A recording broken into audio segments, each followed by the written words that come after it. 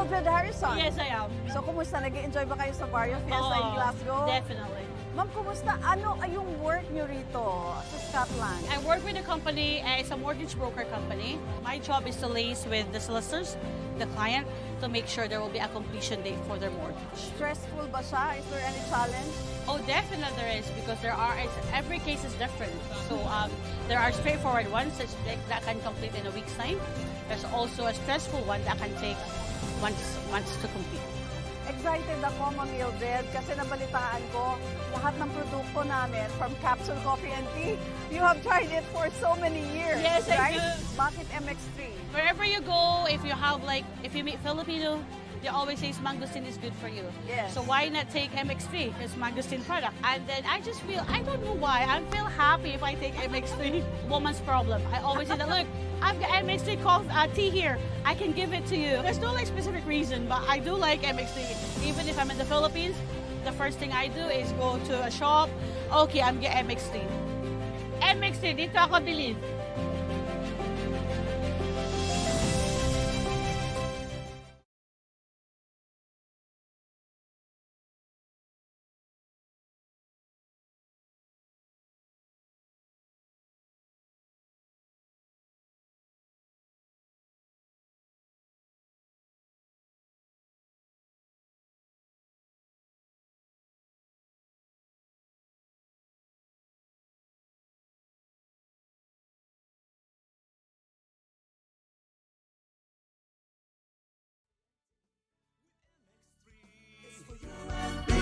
With MX3, dito ako bilib.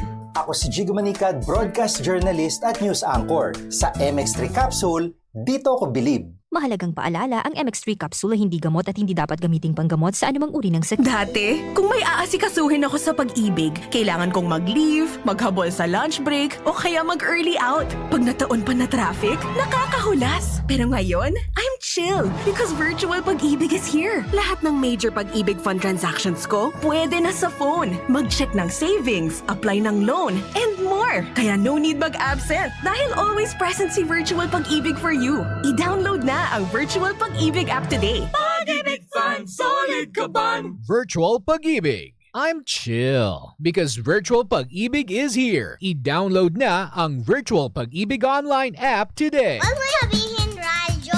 Huwag mo sabihin radyo! Sabihin mo! Sabihin mo! Energy! Energy! Uy, Pangga! Meron akong itatanong sa'yo. Buti nandyan ka. Itatanong ko lang sana kung cactus ka ba? Wow! Kasi ang tagal mo nang walang dilig, buhay ka pa din.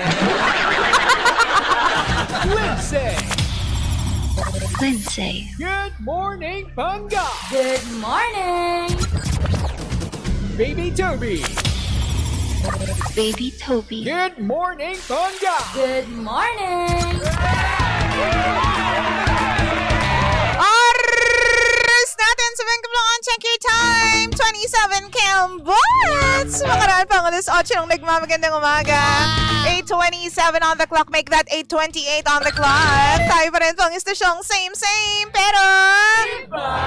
Pangga, we are number 1. 6.7 Energy FM. Pangga, huwag mo sabihin radyo. Sabihin mo... Hello! Hi! Sa magandang morning sa inyong lahat. Siyempre di meron ako, mahal ko, baby ko. Kasama niyo na po nag-iisang girlfriend mo sa radio. My name is Lindsay. Good morning sa lahat po ng mga mamser, mga ate, mga kuya, mga mami, mga daddy na nakikinig po sa atin ngayon, lalong-lalo na po yung mga naiwan dyan sa bahay. Gandang umaga po sa inyong lahat. Naka-energy na po ba ang lahat? Naka-energy na ba ang lahat? Dapat lang. Ikaw talaga. Uy, sa lahat po ng mga natira sa bahay, mga naiwan po sa bahay, lalong-lalo na po yung mga angels po natin dyan, si mga ate at mga kuya. Meron akong balita tungkol sa mga kasambahay at saka sa mga minimum wage earners. Ay, talaga naman po, napangiti si ate, napangiti si kuya. Talaga naman sabi, ito na ba ang matagal na namin pinagdarasal? Ang taray, ito na nga! O ito ha, ang sabi po dito, yung po mga minimum wage earners, mahal kapag ako baby ko, kasama na po dyan yung mga kasambahay sa Western Visayas, mahal ko. Ay talaga naman pong ine-expect po na makaka-receive na po ng mas mataas na take-home pay. Mas mataas na sweldo po ang naghihintay kasi nga po talaga naman pong pag-uusapan na po yan ng Regional Tripartite Wages and Productivity Board. Kasama po yung mga amo, yung mga stakeholders, yung mga employers, mga workers. O, di ba yan? Pag-uusapan na po nila yan. Kasama po yung mga kasambahay natin ng representatives dyan. Sa October 8, 2025. O, di ba? Magkakaroon na po kasi ng wage adjustment yung mga workers sa Aklan, Antique, Capiz, Guimaras at Iloilo. O, di ba? Kung matatandaan mo, mahal ko pang kabibi ko nung nakaraan, syempre yung pong pinag-usapan po ay yung pagpapataas po ng mga sweldo po ng mga empleyado dito sa National Capital Region, Calabarzon at saka Central Visayas, di ba? So ngayon naman, yung mga minimum wage earners at saka mga household workers or kasambahay sa Western Visayas naman po. Nakakakilig! Mas madami ka na mapapadala sa jowa mo, te! Hoy, charot lang. O di syempre, mas marami ka na mapapadala sa pamilya mo. Yun naman yung importante, di ba?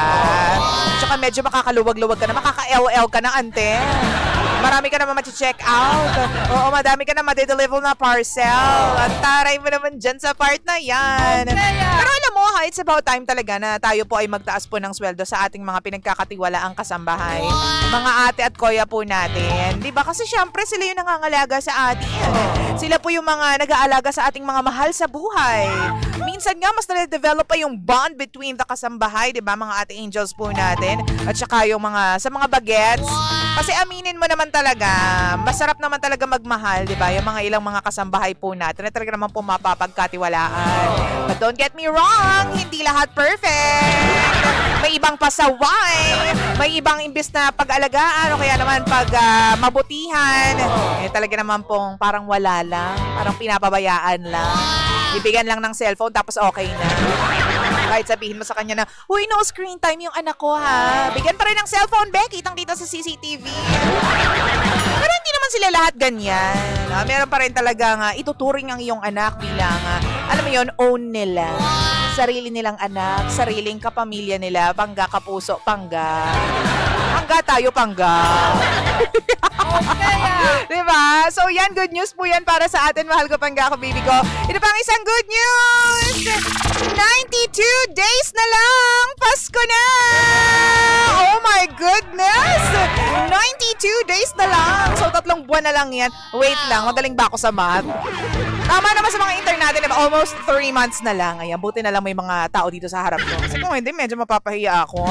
Mathematics yan, bakla. Alam mo ba, naalala ko lang, kahapon nanood ako dun sa Netflix. Ang taray ko may Netflix, may pambayad sa Netflix.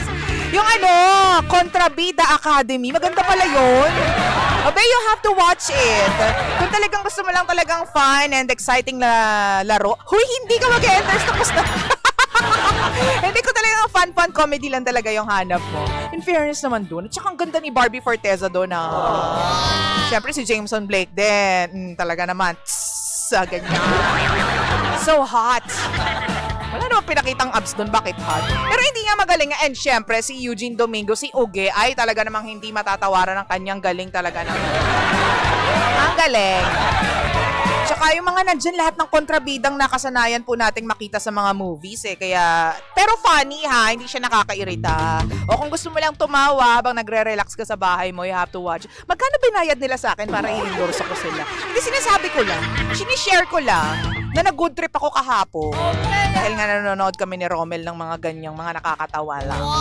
So yun ha. Meron din namang moral yung pong pelikula na yan and you have to see it. Yung mga ano yan tungkol sa mga ang tagal na panahon ng pinahihirapan ng mga challenges ng life.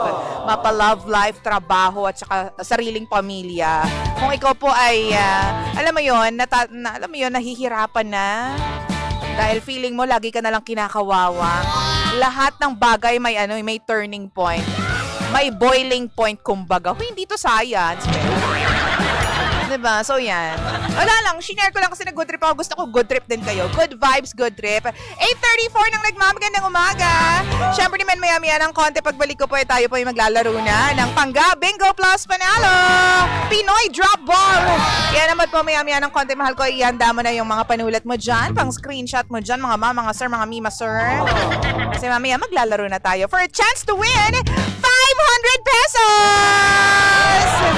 Both on air and then another 500 pesos online. So sweet! Gusto mo yarn? Gusto mo yan? Siyempre naman kasama niyo pa rin po nag-iisang girlfriend mo sa radio. My name is Lindsay. Lindsay. At tayo pa rin po ang istasyong same. Pero, hanggang we are number 106.7 Energy FM. Bangga, huwag mo sabihin radyo. Sabihin mo,